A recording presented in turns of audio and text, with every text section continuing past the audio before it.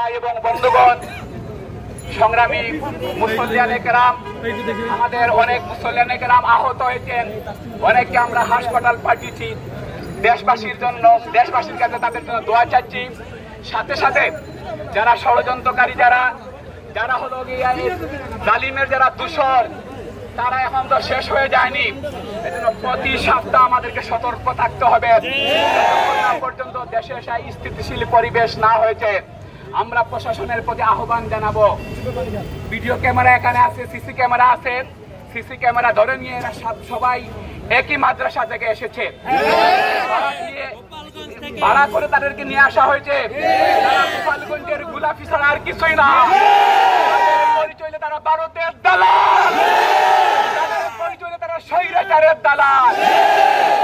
মাদ্রাসার ছাত্রতা করতে পারে না।